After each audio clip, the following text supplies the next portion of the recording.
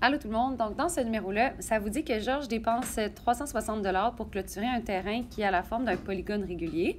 On ne sait pas si c'est un polygone régulier à combien de côtés, peut-être que c'est un polygone régulier à 5, 6, 7, 8 côtés.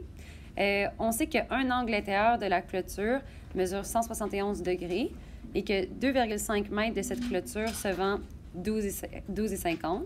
Puis on se demande la mesure de côté de ce terrain.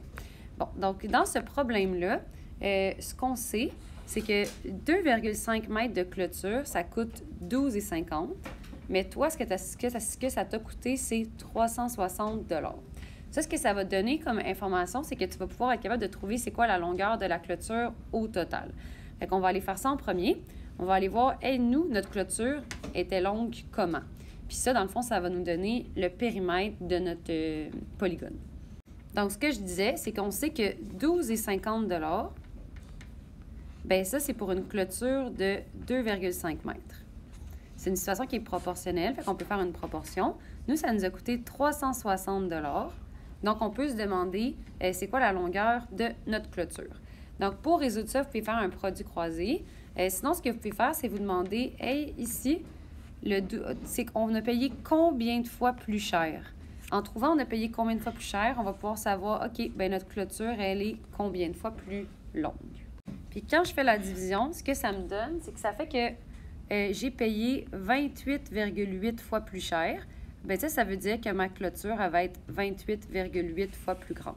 Donc, ce que je fais, c'est faire 2,5 fois 28,8. Ça va me donner ma réponse ici. Sinon, je répète que vous auriez pu faire un produit croisé. Donc là, maintenant, tu as le périmètre de ton polygone régulier, mais toi, ce que tu cherches, c'est la mesure d'un côté. Donc, ça veut dire que si vous n'écrivez pas qu'est-ce que j'écris, toi, tu as le périmètre, puis ce que tu cherches, c'est la mesure de côté. Donc, ce qu'on a besoin, nous, de trouver, bien, c'est ça ici. C'est le nombre de côtés. Comme ça, quand on va avoir le périmètre puis le nombre de côtés, on va pouvoir trouver la mesure de côté. Pour trouver le nombre de côtés, guys, ça va se passer ici avec la mesure d'un angle intérieur. On part avec la formule de la mesure d'un angle intérieur, puis on va remplacer cet angle-là par 171, parce que c'est ça qui nous donne comme information dans le problème. Puis à partir de là, nous, ce qu'on veut, c'est aller isoler le n.